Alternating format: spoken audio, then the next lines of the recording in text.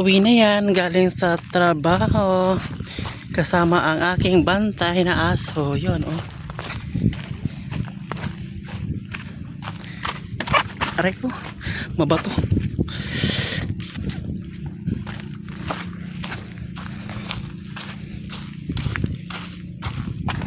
Bantay. Bantay.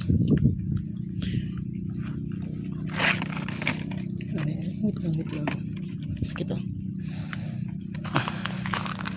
That is our place, you see. Yan. Yan pa ang lugar namin, guys.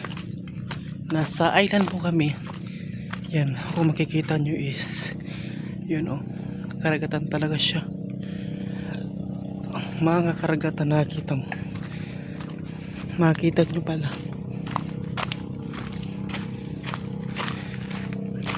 Kasama ko itong aking aso.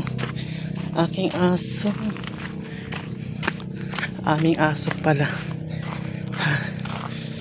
Pagod. Wait lang. Another ano.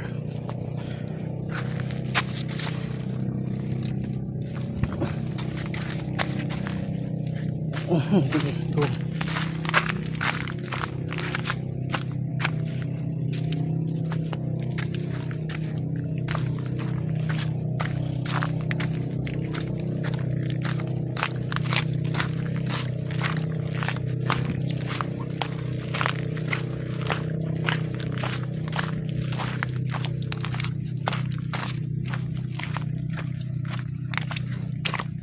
Low tide, kaya ayan. Nanguha ako ng mga seafoods. Ayan, oh.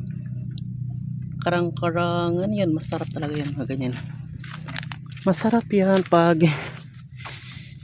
nilagyan siya ng gata. Pero hindi muna siya ganyan. Ang gagawin nyo is, syempre lutuin muna. Then pag maluto na siya, gagawin nyo is tatanggalin nyo siya sa kanilang mga shells. Kasi gagawin nyo din, parang hihimayin nyo isa-isa. Tapos ayun, masarap yun, ano, inadobo siya na may gata. Or else, masarap siya pag may ano, yung adobo siya, ay hindi, kahit hindi siya totally adobo, masabi. Ano siya, yung gata na may malunggay. Ganyan siya. Sarap yun, guys, try nyo. Sarap yan. Try nyo kung may ganito din yun sa inyo na ganito, oh. Yung ganitong low tide. Yun. As you can see naman, oh. Ay, kapagod ako, ah. O, tingnan nyo. Yan ang lugar namin.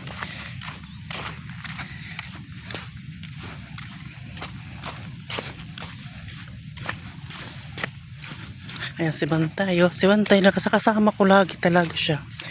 Wherever I go. Sometimes sa friends ko.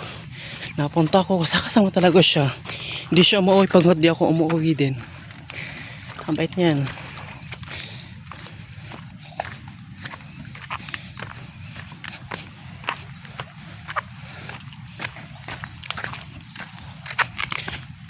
Maganda sana ito kung naging lalaki siya. Kasi mas matatang pa dyan.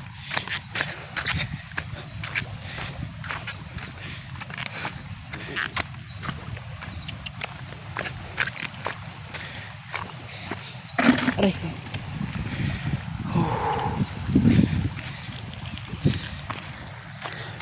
For the whole race.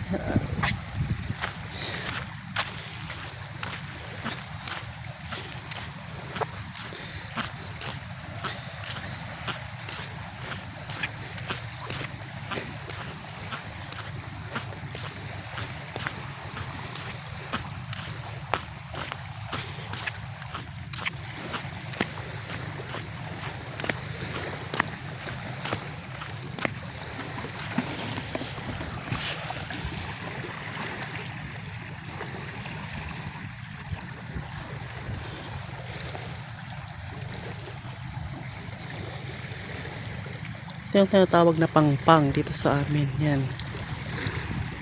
Hello, good morning everyone.